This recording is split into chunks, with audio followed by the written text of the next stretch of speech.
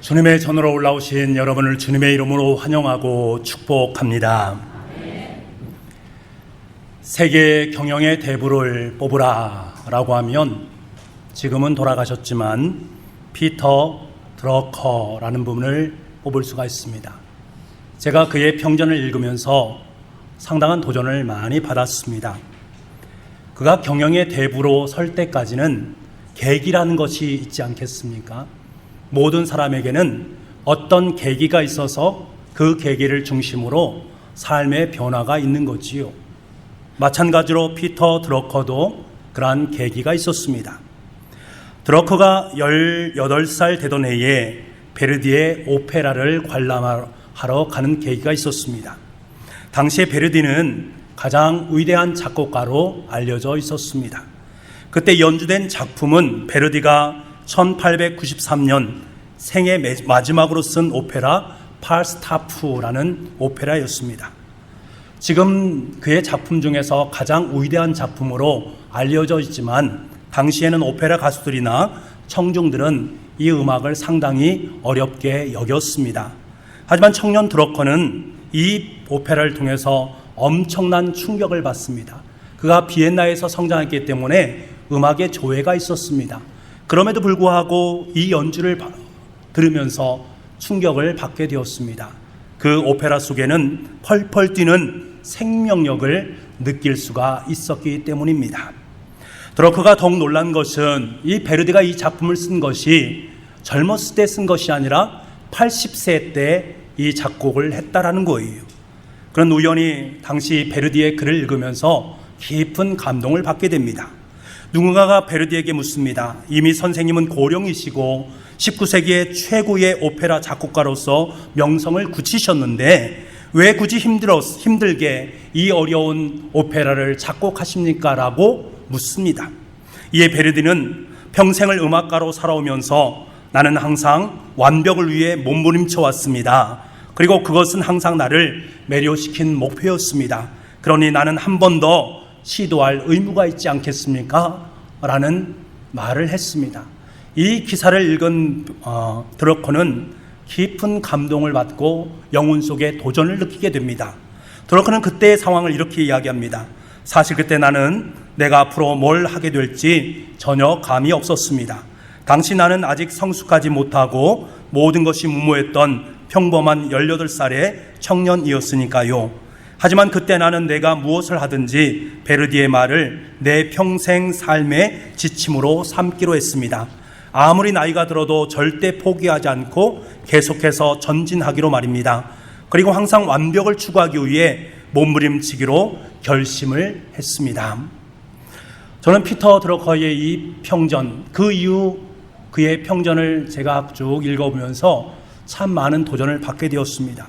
현재 자신의 삶의 만족을 느끼지 않고 끊임없이 자기 개발을 위해서 노력하는 그 모습, 그의 삶 속에서 저는 지난 시간 여행을, 자기 자신을 위한 시간 여행을 감행하고 있는 그의 모습을 만났기 때문입니다. 참으로 부러웠습니다. 사랑하는 교우 여러분, 한 인물이 최고의 인물로 불려질 수 있는 것은 다른 것에 있지 않습니다. 최고의 인물로 설 수 있는 것은 그의 인생 속에서 벌어지는 시간 여행입니다. 자신에게 주어진 시간을 얼마나 귀하고 의미 있게 선용하는가, 유한한 시간 앞에서 자신의 생의 목적을 위해서 얼마나 치열한 싸움을 벌이는가, 이것이 그의 시간 여행이 되어질 때 그런 위대한 사람으로 설 수 있다는 것이요. 여러분, 지금까지 살아온 여러분의 날들은 과연 어떠합니까? 여러분의 시간 여행은 과연 어떠십니까? 일반적으로 우리가 생각하기에 시간은 과거에서 현재 그리고 미래로 흘러간다. 그래서 유수와 같은 것이 시간이다라는 말을 많이 듣습니다. 이러한 시간에 대해서 이렇게 이해하는 사람들은 시간 앞에서 자신의 존재가 나약한 존재일 수밖에 없습니다. 왜 그럴까요? 도도히 흐르는 시간 속에서 내가 아무리 노력하고 애를 쓴다 할지라도 이 시간을 멈출 수 없습니다. 이 시간을 조작할 수 없습니다. 그래서 이 시간에 순응하면서 그냥 그렇게 살아가는 것, 그래서 잘 살아가는 것이다 라고 스스로 생각을 한다라는 거지요. 하지만 어떤 사람들은 시간이 미래에서 현재로 밀려온다라고 고백하는 분도 있습니다. 그 대표적인 사람이 우리가 잘 알고 있는 성 어거스틴이란 분입니다. 그는 시간이 과거에서 현재로, 그래서 미래로 흘러가는 것이 아니라 미래에서 시작되는 그 시간이 현재를 향해서 다가오게 되고 현재를 통해서 미래로 역류하는 것이다 라고 말을 합니다. 이러한 사람들의 특징은 시간이 유수처럼 흐른다라는 사람들보다 더욱 적극적인 인생을 살아가게 됩니다. 여러분, 예를 들어볼까요? 거대한 쓰나미가 이제 몰려온다라고 생각해 보십시오. 시간이 유수처럼 흐른다라고 여기는 사람들은 미래에 있는 거대한 그 쓰나미를 볼 수 있는 눈이 없습니다. 그러다가 갑자기 자기 인생 속에 그 쓰나미가 덮쳐옵니다. 그러면 자신의 인생 속에 남겨진 그 처참한 광경을 바라보게 됩니다. 그리고 나서야 그는 후회를 하는 거지요. 내가 과거 속에서 삶을 잘못 살았구나 라고 과거를 통해서 현재의 내 삶을 조명하면서 후회를 하게 되는 것이지요. 하지만 시간이 거꾸로 흐른다라고 인식하는 사람은 거대한 쓰나미가 내 삶 속에 지금 밀려오고 있구나라는 사실을 깨닫게 됩니다. 그러면 어떻게 합니까? 그 쓰나미를 어떻게 피할 것인가를 삶을 통해서 미리미리 준비하게 됩니다. 삶 자체가 얼마나 진지해지는지 모른다라는 것입니다. 여러분, 우리가 그리스도인으로서의 삶을 산다는 것은 무엇을 말합니까? 바로 후자의 시간 개념을 삶을 통해서 누리는 것을 의미합니다. 전자의 삶은 유수처럼 흘러가는 세상의 시류 속에 편승할 뿐 아무런 영향력도 행사할 수 없습니다. 우리 그리스도인들은 예수 그리스도의 사람으로 이 땅 속에 선한 영향력을 미쳐야 됩니다. 전자의 시간 관념을 갖는 한 우리는 그러한 영향력을 미칠 수 없다라는 것입니다. 하지만 후자의 삶은 거대한 쓰나미가 밀려오게 되는, 다시 말해서 종말의 시간이 내 삶 속에 밀려온다라는 사실을 보게 됩니다. 그래서 현재 자신에게 주어진 시간 속에서 종말의 때를 기다리면서 신중하게 자기 인생을 살아가게 되는 것입니다. 그래서 하루하루의 인생이 종말론적인 인생이 되어지는 겁니다. 오늘 에베소서 5장 16절 말씀에 세월을 아끼라 때가 악하니라 라고 사도 바울은 우리에게 권면하고 있습니다. 사도 바울은 현재 세상을 바라보면서 세상을 진단하기를 악한 때다라고 말합니다. 그러면서 그 현상을 술 취함의 현상으로 파악을 하고 있습니다. 바울은 세상 사람들이 자신에게 주어진 시간, 이 시간을 너무나 헛되게 사용한다라는 거예요. 너무나 허비한다라는 거예요. 그 모습을 바라보면서 과거에서 현재로 그리고 미래로 흐르는 시간의 편승에서 그럭저럭 술 취하며 살아가는 인생, 그리고 그 악한 때를 살아가는 인생, 그 인생이 너무나도 덧없는 인생을 살아가는 그들의 모습을 바라보면서 이건 아니다라는 거예요. 이건 아니다라는 거예요. 그래서 예수 그리스도를 믿음으로 고백하는 사람들에게 강력하게 권고하고 있는 것입니다. 이러한 악한 시류에 편승하여서 시간을 흘려보내지 마라. 적극적으로 시간을 아끼고 자기 시간을 건져내야 된다. 다가오는 쓰나미, 즉 종말의 때를 준비하는 지혜로운 주의 사람이 되어야 된다라는 것을 우리에게 강력하게 권면합니다. 여기서 아끼다라는 말은 악사고라조라는 말을 씁니다. 건져 올린다라는 뜻을 갖습니다. 세월을 아끼고 시간 아낀다라는 말은 무슨 말입니까? 시간을 건져 올린다라는 뜻입니다. 이 말 뜻은 무슨 말입니까? 바다 해저에 있는 해적선에 아무리 많은 보물이 있다 한들 그 보물이 나의 것이 되지 않으면 의미 없는 것이 아닙니까? 나에게 아무런 가치도 없는 것입니다.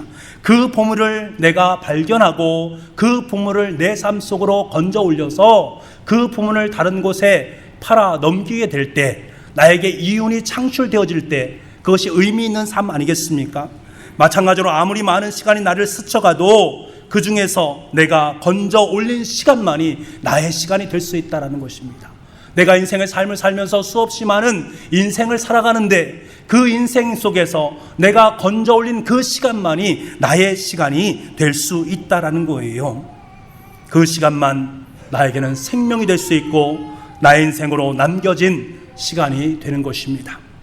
사랑하는 성도 여러분, 이 시간에 여러분에게 묻기를 원합니다. 지난 한 주간 여러분에게 주어진 시간 속에서 과연 얼마만큼의 시간을 여러분에게 의미 있는 시간으로 건져 올리셨습니까? 가장 귀하고 아름답게 하나님을 위해서 건져 올린 시간이 과연 얼마만큼 되십니까? 혹시 무의미하게 아무런 생각 없이 그냥 한 주간의 삶을 살아감으로 말미암아서 여러분의 주어진 그 시간을 허비하는, 그래서 다 인생 속에 허공으로 흩날리는 그런 인생은 살지 않았습니까? 요즘의 사람들은 얼마나 많이 또한 오래 살기를 많이 강구합니까? 그래서 오래 사는 것이 미덕이다라고 여기는 시대 속에서 삶을 살고 있습니다. 30살, 50살, 70살, 아니 100살까지 열심히 최선을 다해서 살아가고 있습니다. 그런데 여러분, 우리가 100살의 삶을 산다, 아니 그 이상의 삶을 산다 할지라도 내 삶 속에 건져 올려진 나의 시간이 없다면, 내 삶 속에서 하나님을 위해서 건져 올려진 시간이 없다면 하나님은 말씀하십니다. 내 인생은 헛된 인생을 살았다라고 말씀하고 계십니다. 오늘 본문의 말씀을 통해서 우리는 세 분의 사사를 만나게 됩니다. 사사는 하나님 앞에 부름받은 사람입니다. 하나님께 부름받은 사람이기에 하나님의 사역을 감당해야 됩니다. 그런데 그는 그렇게 하지 못했습니다. 자기 자신만을 위한 시간을 건져 올림으로 말미암아서 하나님의 시간을 헛되이 보내서 그의 인생 자체가 전혀 건져짐이 없는 인생을 살았다라고 진단하시는 주님의 음성을 들을 수가 있습니다. 우리 세 사사의 모습을 바라보면서 내 삶 속에서도 동일하게 질문하시는 하나님의 질문을 들어야 됩니다. 내 인생 속에 지금까지 건져 올린 것이 과연 무엇이 있느냐, 그리고 앞으로 건져 올릴 것이 과연 무엇이 있느냐 물으시는 주님 앞에 응답할 수 있는 아름다운 시간 될 수 있기를 간절히 소망합니다. 첫 번째 사람은 입산입니다. 성경에서 입산에 대해서 우리에게 말해주는 정보는 무엇입니까? 자식에 관한 이야기로 일관되어 있음을 보게 됩니다. 자식에 관한 이야기, 아들, 딸 각각 30명, 도합 60명의 자녀들이 있었다라는 것을 성경에서 기록하고 있습니다. 자녀들이 이렇게 많을 수 있었던 것은 무엇일까요? 그의 삶 가운데 아내들이 많이 있었다라는 것을 의미합니다. 당시에 고대 중동 사회에서 부인을 하나 더 얻는다라는 것은 재력이 있다라는 것을 의미합니다. 그렇다면 이 입산은 상당한 재력을 갖는 부자였음을 우리는 알 수가 있습니다. 많은 부인들과 자식들, 그리고 막대한 재산을 가진 입산은 별로 아쉬울 것 없이 하루하루의 삶을 살아갔습니다. 여러분, 구약시대에 많은 후손과 땅을 가진 것이 바로 하나님께 복을 받은 것이다 라고 우리에게 말해주지 않습니까? 그렇기 때문에 입산 입장에서 보게 되면 하나님께 많은 복을, 아주 흠뻑 복을 받은 사람이다 라는 것을 알 수가 있습니다. 하나님께 복을 받은 사람. 그런데 여러분, 그는 하나님을 위해서 자신의 시간을 온전히 올려드렸는가? 하나님의 사람이라면, 하나님께 그에게 복을 주셨다면 나에게 주신 이 복에 대해서 하나님을 위해서 아름답게 선용해야 되지 않겠습니까? 하지만 입사는 이 복을 자신의 통치와 자신의 힘을 지키는 데 사용했다라는 것입니다. 60명이나 되는 자식들 모두를 타국 사람들과 결혼을 시켰습니다. 다 정략 결혼들이지요. 위험이 될 만한 세력들과 먼저 사돈 관계를 맺음으로 말미암아 동맹 관계를 확고히 하고자 하는 결단이 그 가운데 있었다라는 거예요. 평생을 그렇게 살았다라는 것을 성경은 우리에게 말씀해 주고 있습니다. 여러분, 입산의 인생을 한마디로 말하면 아들, 딸 10장가 보내느라 사사로 있던 7년 기간을 허비해버린 인생이다라고 말할 수 있습니다. 입산은 정치적 기반을 확고히 다져졌을지 모르지만 성경은 그가 하나님을 위해서 한 일은 아무것도 없다라고 말씀하고 있습니다. 다시 말해서 입산이 정치적 기반, 자신의 삶 속에 주어진 것들, 모든 것들을 누릴 수 있는 것은 완벽하게 갖추어져 있지만 그가 7년이라는 시간 동안에 하나님을 위해서 건져낸 시간은 전무하다라고 성경은 말씀하고 있습니다. 입사는 하나님으로부터 많은 재산과 자식의 복을 받았지만 그것들로 하나님의 일을 하는데 투자하지 않았고 오직 자신과 가족들을 위해서만 사용했습니다. 여러분, 단순히 축복받는 것이 중요한 것이 아닙니다. 그 축복을 가지고 무엇을 하느냐가 더 중요합니다. 건강보다 더 중요한 것이 무엇입니까? 건강한 내 육신을 가지고 어떠한 삶을 살아가느냐가 중요한 것입니까? 나에게 주어진 부가 중요한 것이 아닙니다. 돈이 중요한 것이 아닙니다. 그 풍부한 돈을 가지고 내가 무엇을 위해서 아름답게 쓰는가, 이것이 더 중요한 것입니다. 사랑하는 북부가족 여러분, 여러분의 자신을 한번 돌아볼 수 있기를 원합니다. 혹시 우리가 입산처럼 하나님으로부터 많은 복을 받았는데 이것을 가지고 자기 자신과 자기 가족만의 만족을 위해서, 유익을 위해서 살아가는 그러한 존재는 아닌지를 자기 자신에게 질문을 던질 수 있기를 원합니다. 하나님께서 이토록 복을 주셨는데 하나님께 주신 그 돈과 그 재능과 그 자식들을 가지고 나는 하나님을 위해서, 이웃을 위해서, 잃어버린 영혼들을 위해서 얼마나 헌신하고 섬겼는가. 나에게 주어진 많은 것들이 있음에도 불구하고 정말로 하나님을 위해서 내가 건져 올린 시간들은 얼마나 되는지 자기 자신에게 질문을 던질 수 있기를 원합니다. 여러분, 입사는 사사입니다. 사사는 이스라엘 백성들을 위해서 선지자로 불림받은 사람이고 제사장의 역할을 담당하는 사람일 뿐만 아니라 왕직을 경험한 사람입니다. 다시 말해서 이스라엘 민족을 다스리는 사람이 바로 사사였습니다. 그런 그가 자기 시간을 어떻게 사용하고 있습니까? 오직 부의 재창출, 권력에 열을 올리고 있는 그의 모습을 만나게 됩니다. 하나님께서 말씀하십니다. 입산이 다스렸던 7년이란 기간은 아무 의미 없이 지나가 버린 유수와도 같은 허무한 시간이었다라고 규정하고 계십니다. 여러분, 입산을 우리 인생의 반면교사로 삼기를 원합니다. 우리의 목표는 부의 축적도 아닙니다. 우리의 목표는 권력에 있지도 않습니다. 우리는 하나님의 사람이기 때문에 우리의 목표는 하나님께 있습니다. 부를 쌓는 이유도, 높은 지혜를 우리 가운데 추구하는 그 이유도 무엇입니까? 바로 하나님의 영광을 위함입니다. 그때 내가 살아간 시간들은 하나님을 위해서 아름답게 건져 올려진 시간이 될 수 있습니다. 내가 하나님의 영광을 위해서, 하나님을 위해서 삶을 살아야겠다라고 결단하면서 내 삶의 자리를 아름답게 살아갈 때 내가 건져 올린 모든 시간들은 하나님께서 원하시고 기뻐하는 하늘의 시간이 될 줄 믿습니다. 입산 뒤를 이어서 이스라엘 사사가 된 사람은 스볼론 사람 엘론이라는 사사입니다. 그에 대해서 성경은 우리에게 자세하게 설명해 주지 않습니다. 그런데 그가 스볼론 사람이다, 이 한마디를 가지고 우리는 그의 인생을 추측해 볼 수가 있습니다. 원래 스볼론 지파는 상업과 무역에 종사하는 수 있는 그러한 재능과 환경을 부여받았습니다. 다시 말해서 스볼론 지파는 돈을 많이 벌 수 있는 환경과 여건을 다 주어진 상황이었습니다. 일찍부터요 무역과 상업이 발달했고 연하는 해산물과 조개에서 뽑은 염료를 사용해서 염색업이 있었고 바다의 모래로 만드는 유리산업 등으로 말미암아서 그들은 큰 돈을 벌었던 그 지역이 바로 스볼론 지역이었습니다. 이들은 요즘 말로 하면 아주 탁월한 비즈니스맨들이라는 거지요. 여러분, 스볼론 사람들을 보게 되면 탁월한 비즈니스맨들이 참으로 많이 있었습니다.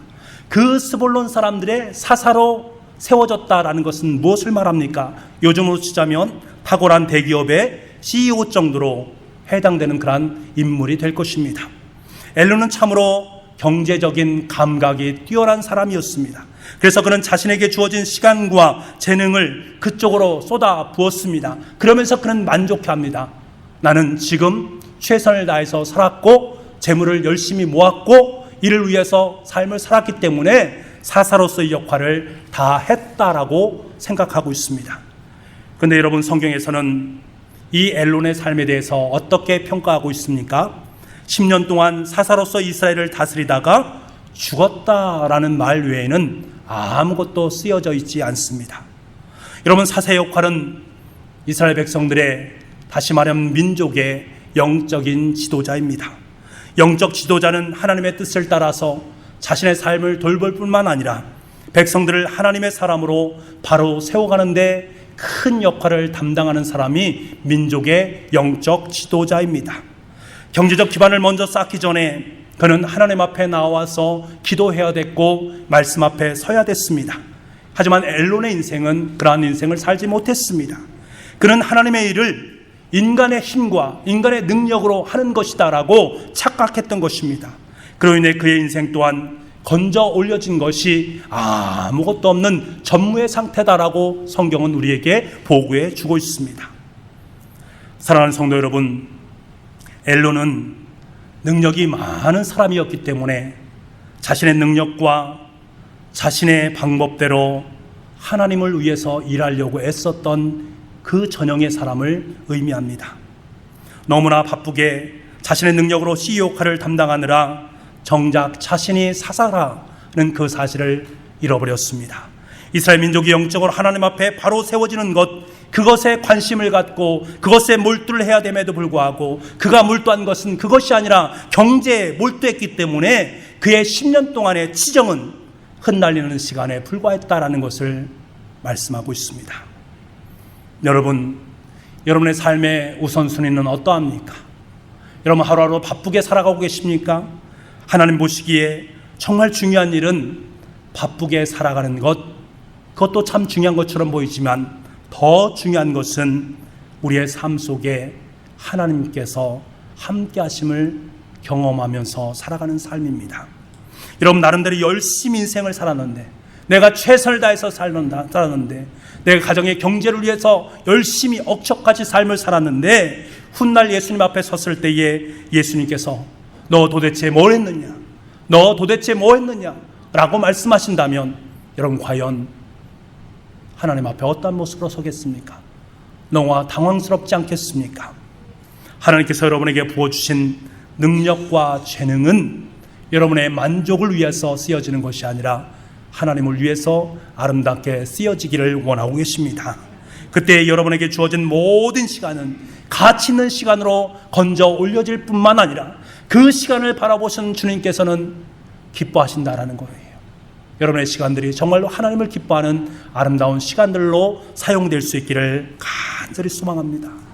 너무 많은 것을 가지려고, 너무 많은 것을 추구하려고 열심히 달리고 바쁘게 생활하지만 정작 가장 중요한 것을 잃어버린다면 우리 인생은 너무나도 허무한 것이 될 수 있습니다.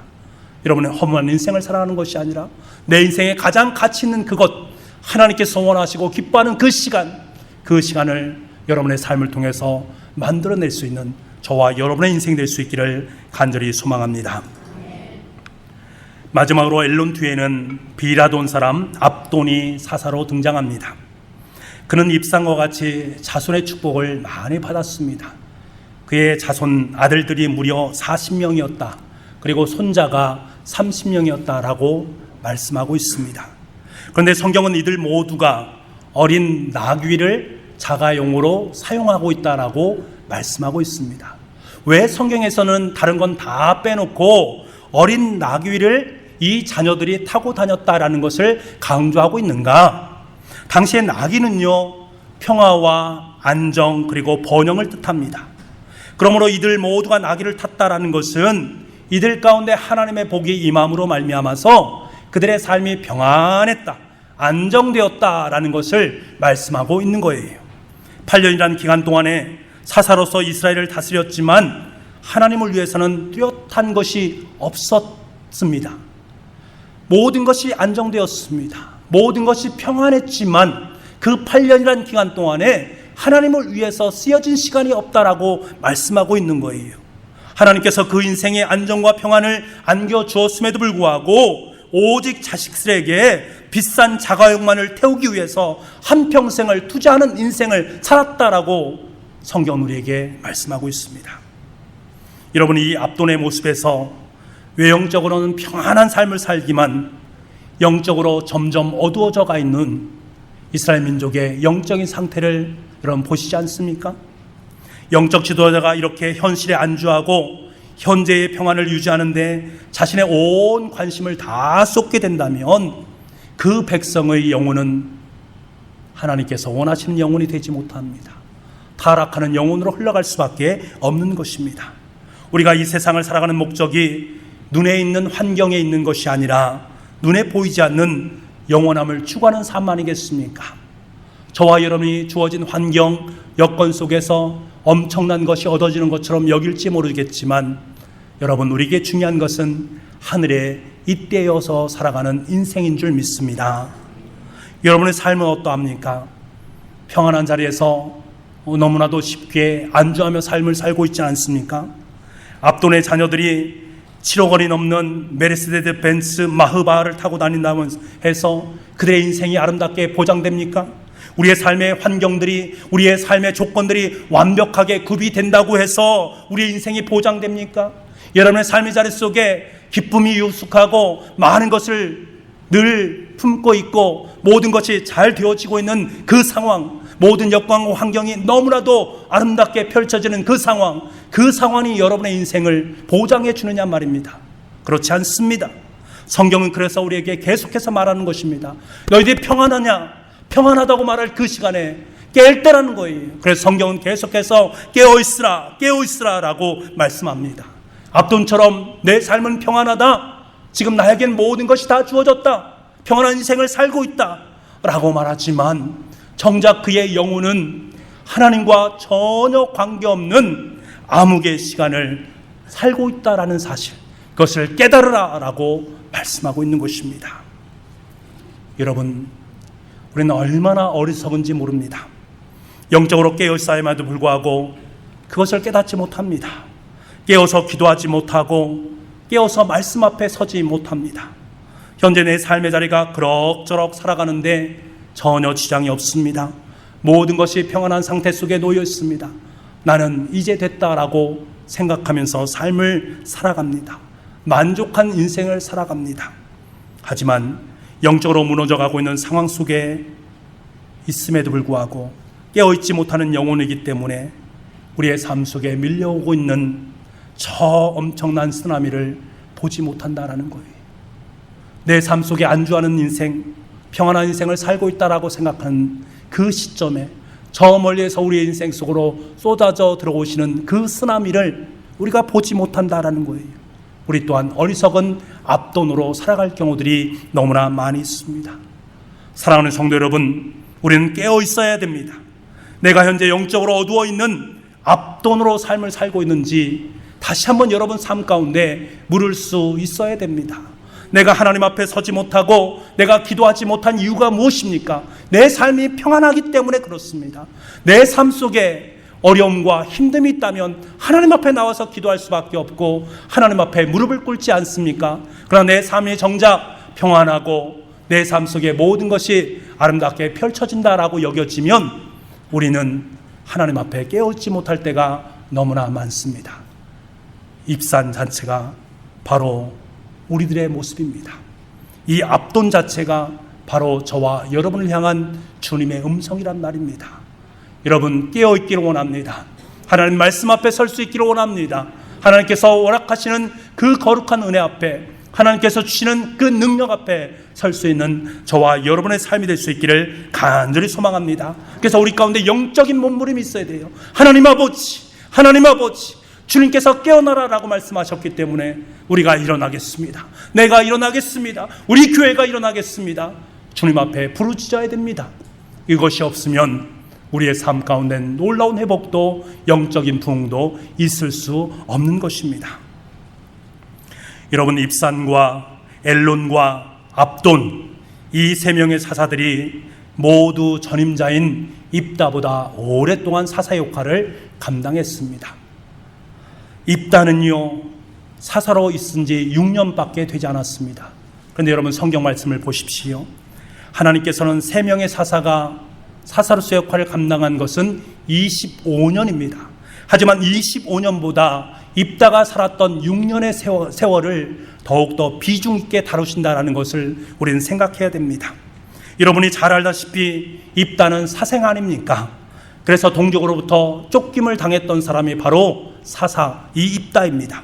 세 명의 사사보다 훨씬 더 무능력했고요, 환경적으로 최악의 삶을 살았습니다.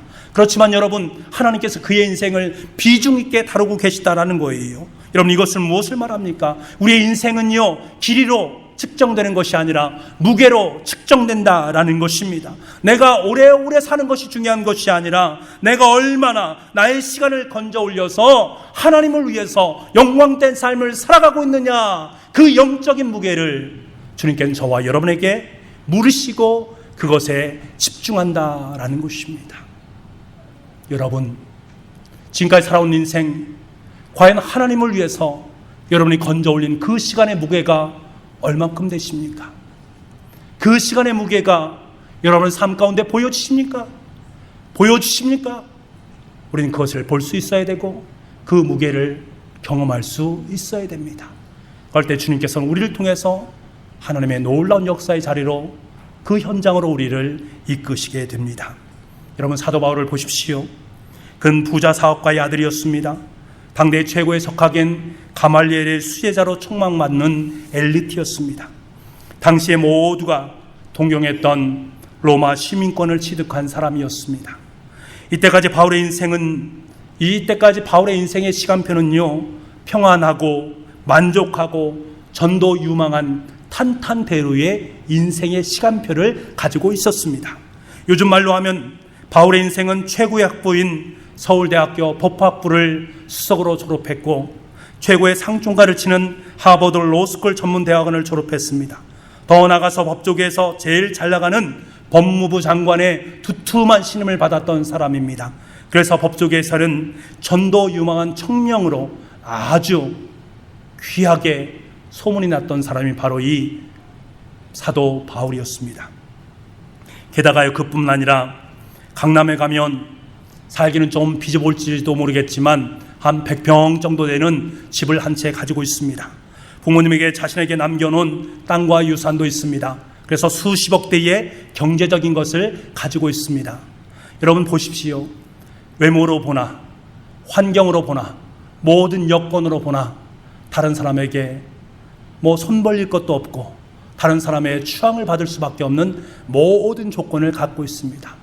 세상 사람들에게 보면 퍼펙트한 것을 소유했던 사람이 바로 이 엘리트 바울이었습니다. 그런데 그가 돌연 지금까지 자신이 살아온 삶을 회고하면서 이러한 삶의 모습이 너무나도 부끄럽다라고 우리에게 고백합니다. 그러면서 너무 내 삶을 부러워하지 말라고 우리에게 말씀합니다. 내 삶이 얼마나 부끄러운 삶인지 모른다고 고백합니다. 여러분, 그 선언을 들어보십시오. 나는 내게 이루었던 것은 무엇이든지 그리스도 때문에 해로운 것으로 여기게 되었습니다. 그뿐만 아니라 내 주 예수 그리스도를 아는 지식이 가장 고귀함으로 나는 그 밖의 모든 것을 해로 여깁니다. 나는 그리스도 때문에 모든 것을 잃었고 그 모든 것을 오물로 여깁니다. 바울은 예수님을 경험하고 난 다음에 그동안 자신이 누렸던 이 부, 명예, 능력, 그것을 뭐로 보고 있습니까? 오물로 보고 있습니다. 지금까지 30여 년의 인생을 살면서 그가 자기 자신을 평가하기를 나는 똥을 붙잡고 살아가는 허무한 인생을 살았다라고 말을 하고 있습니다. 너희들이 부러워하는 내 인생, 세상에 있는 모든 사람들이 저 사람 멋지다, 참 귀하다, 아름답다라고 여기는 내 인생, 내가 지금 손으로 잡고 있는 것은 오물에 불과하다라는 것을 이야기하고 있습니다. 바울은 예수님을 만나기 전에 입산의 부유함을 누리며 삶을 살았습니다. 사사 엘론처럼 능력 있는 삶을 살았습니다. 그리고 사사 압돈처럼 평안함을 누리면서 모든 것을 다 행할 수 있는 힘을 가지고 있었습니다. 그러한 귀한 삶을 살았던 사람이 바로 바울입니다. 바울은 이것이 최고의 가치다라고 여기면서 하나님을 위해서 일한다라고 하면서 자신의 시간을 그곳에 다 투자했습니다.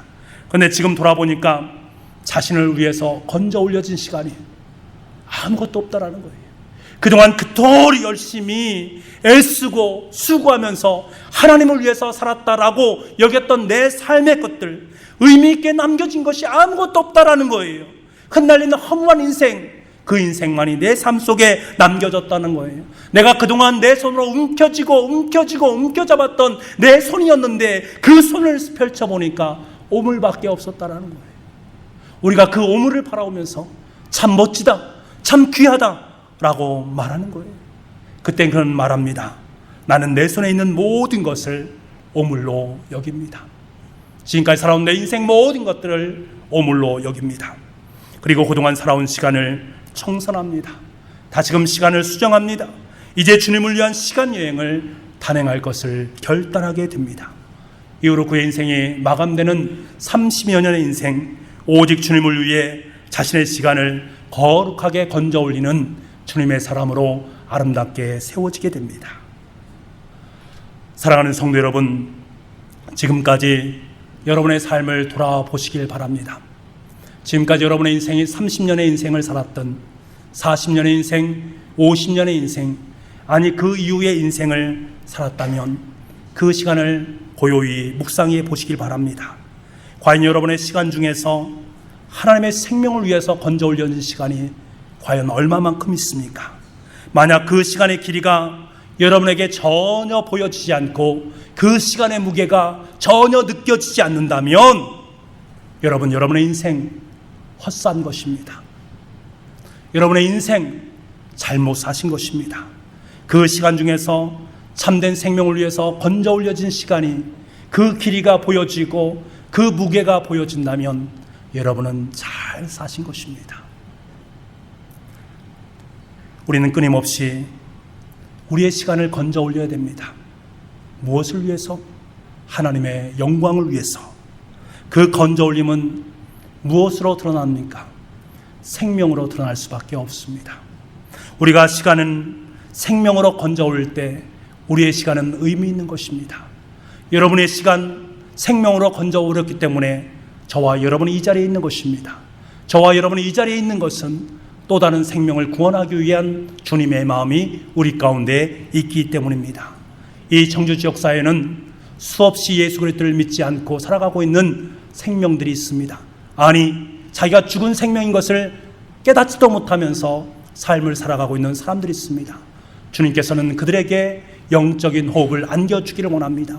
저와 여러분을 사용해 서서 그들에게 생명을 안겨주기를 원합니다. 이 땅에는 여전히 예수 그리스도를 경험하지 못한 사람들, 자기의 욕망을 쫓아서 허무한 시간을 보내고 있는 수없이 많은 사람들이 있습니다. 이들의 생명을 건지시기 위해서 주님께서는 저와 여러분을 초청하고 계십니다. 나와 함께 나의 시간을 살자라고 말씀하고 있습니다. 그 귀한 주님의 음성 앞에 주님이 이제 주님과 함께 떠나는 시간 여행에 동참하겠습니다. 오직 주님을 위해서 나의 시간을 건져 올리겠습니다. 허무하게 인생을 흩날리는 그 사람들에게 주님의 생명을 나누겠습니다. 결단할 수 있는 이 시간 될 수 있기를 간절히 원합니다. 이 시간 후로 저와 여러분에게 주어진 모든 시간들이 하나님께 영광 올려드릴 수 있는 아름다운 시간이 될 수 있기를 원합니다. 사랑을 드릴 수 있는 시간, 하나님께 영광 돌릴 뿐만 아니라 하나님의 은혜를 가슴에 품고 그 은혜와 사랑을 주위에 있는 많은 영혼들에게 나눌 수 있는 복된 시간으로 아름답게 선용할 수 있는 저와 여러분의 귀한 삶이 될 수 있기를 간절히 소망합니다. 기도하겠습니다. 아버지 하나님, 입사는 부유함을 위해 살았습니다. 엘루는 능력 있는 삶을 살았습니다. 압도는 평안을 누리는 삶을 살았습니다. 그런데 하나님 아버지께서는 그들이 사사였음에도 불구하고 그들에게 남겨진 시간은 아무것도 없다라고 말씀해 주십니다.